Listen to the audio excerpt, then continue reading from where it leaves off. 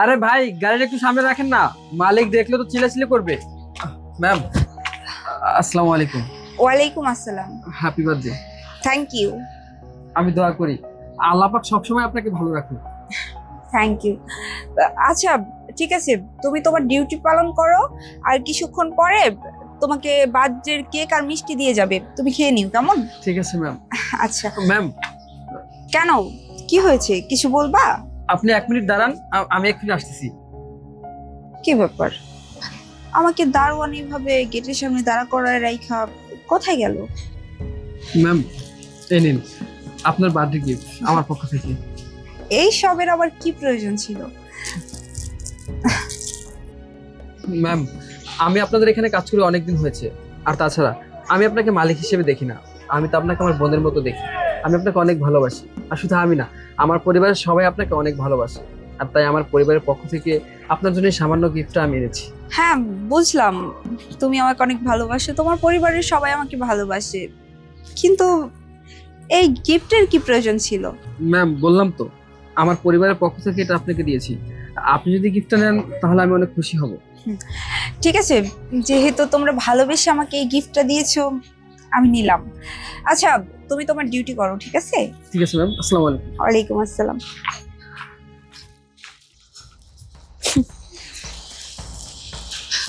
তুই আমার বাসার সামান্য দারোয়ান হয়ে আমাকে গিফট করিস?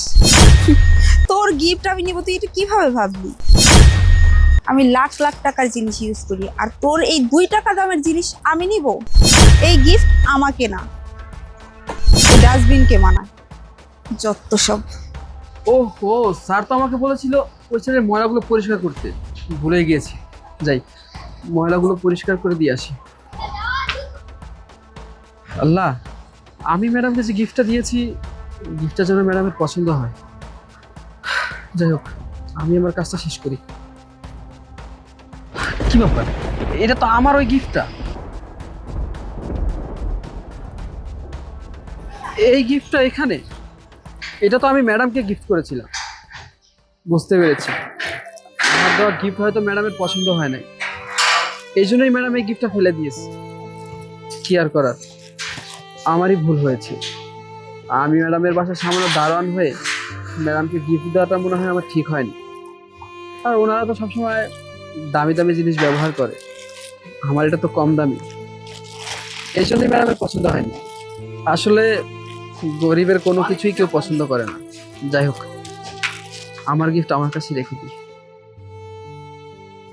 আসসালামু আলাইকুম স্যার। ওয়ালাইকুম আসসালাম। কি ব্যাপার জিসান, ভিতরে কেক কাটলাম, তুমি গেলা না?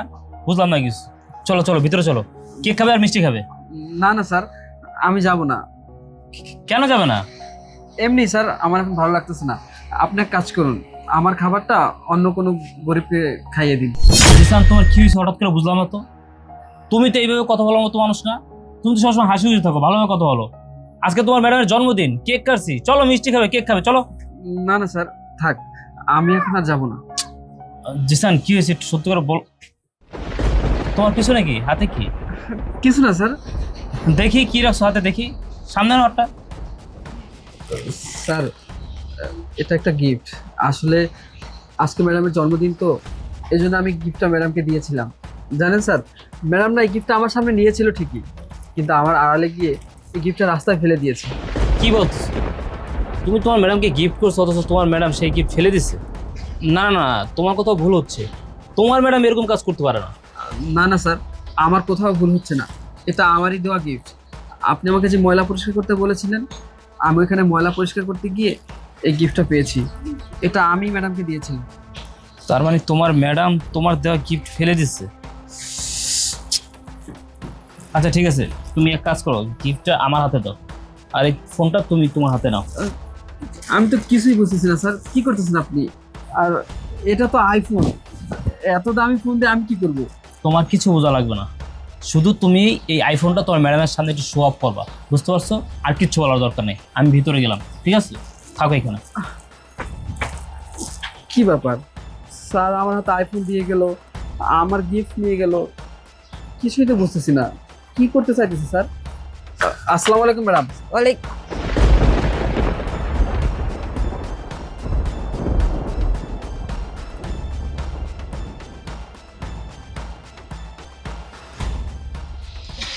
কি ব্যাপার, দারোয়ানের হাতে আইফোন? এটা তো রুবেলের ফোন। এই আইফোনটা তো আমি রুবেলের বার্থডেতে গিফট করছিলাম, আর রুবেল আমার দেওয়া গিফট দারোয়ানকে দিয়ে দিল।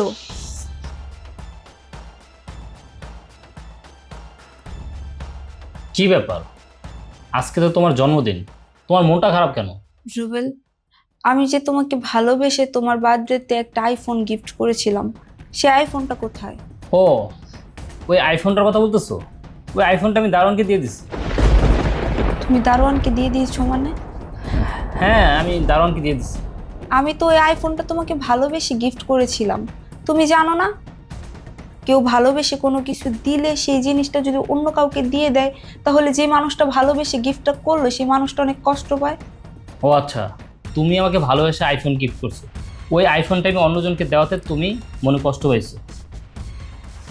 তো আজকে তোমাকে দাঁড়ানো ভালোবেসে একটা গিফট করেছিল, সেই গিফটে তুমি ফেলে দিয়েছো, সেও মনে কষ্ট হয়েছে। আমাকে যেমন তুমি আইফোন গিফট করছো, ওইটা আমি অন্যজনকে গিফট করছি, তুমি মনে কষ্ট হয়েছে। তেমনি তোমাকেও দারোয়ান এই গিফট করছিল তোমার বার্থডে হিসাবে, কিন্তু তুমি গিফটটা ফেলে দিয়েছো, দারোয়ানও খুব মনে কষ্ট হয়েছে। রুবেল, আমার সাথে তুমি সামান্য দারোয়ানের তুলনা করছো। কোথায় দারোয়ান আর কোথায় আমি? আমার ভালোবাসার কি কোনো মূল্য নেই তোমার কাছে? হ্যাঁ, তোমার ভালোবাসার মূল্য আমার কাছে অবশ্যই আছে। তুমি মানুষ, দারোয়ান কি মানুষ না? ও ও গরিব, তাই বলে ওর ভালোবাসার মূল্য নাই? তোমাকে ভালোবেসে একটা গিফট করেছিল তোমার বার্থডে হিসাবে, অথচ তুমি সেই গিফটটা ফেলে দিয়েছো, সে মনে কষ্ট পায় নাই? অহংকার ভালো না, অহংকার পতনের মূল। আজকে আমাদের টাকা পয়সা অর্থ সম্পদ সব কিছু আছে, কিন্তু একটা সময় আমাদের এই সব কিছু নাও থাকতে পারে, আমরা দারোয়ানের থেকেও খারাপ পর্যায়ে চলে যেতে পারি। শোনো নেহা, মানুষকে মূল্যায়ন করতে শেখো, মানুষের ভালোবাসাকে মূল্য দিতে শেখো। রুবেল, আমি বুঝতে পারছি, তুমি আমার আর লজ্জা দিও না। আসলে আমি এতদিন ভাবতাম আমরা বড় লোক, আর দারোয়ান চাকর বাকর, ওরা আমার সাথে কথা বললে কিংবা আমাকে কোনো গিফট করলে আমার কেমন যেন লাগতো। আমি এত বড় লোক, আমাকে নাকি গিফট করবে সামান্য একজন দারোয়ান। এই জিনিসগুলো নিয়ে না আমার মনের মধ্যে অহংকার কাজ করতো সব সময়। রুবেল, আমি বুঝতে পারছি, তুমি আমাকে মাফ করে দিও। আমি অনেক বড় ভুল করছি। আসলে মানুষকে কখনো ছোট চোখে দেখতে হয় না। হ্যাঁ, তুমি ঠিকই বলছো, আজকে হয়তো বা আমাদের টাকা পয়সা আছে, বাড়ি গাড়ি আছে, এমন একটা সময় আসতেই পারে যখন আমাদের কিছু থাকবে না, দারোয়ানের চাইতেও আমাদের পরিস্থিতি খারাপ হয়ে যাবে। আর আমি আজকের পর থেকে আর কখনোই দারোয়ান কিংবা বাসার কাজের লোকদের সাথে খারাপ ব্যবহার করব না, ওদেরকে ছোট চোখে দেখব না।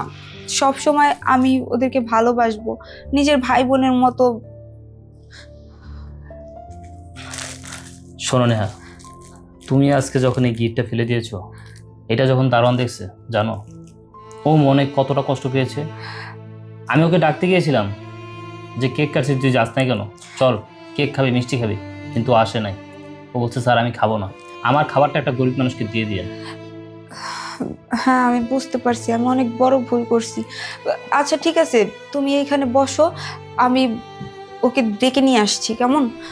আচ্ছা শোনো, এই গিফটটা তোমার হাতে রাখো, ও দেখলে খুশি হবে। আচ্ছা ঠিক আছে, আমি এই গিফট নিয়ে ওর কাছে যাচ্ছি, আর আমি নিজে গিয়ে ওকে ডেকে নিয়ে আসছি। আমি জানি ও নিশ্চয়ই আসবে। হ্যাঁ যাও।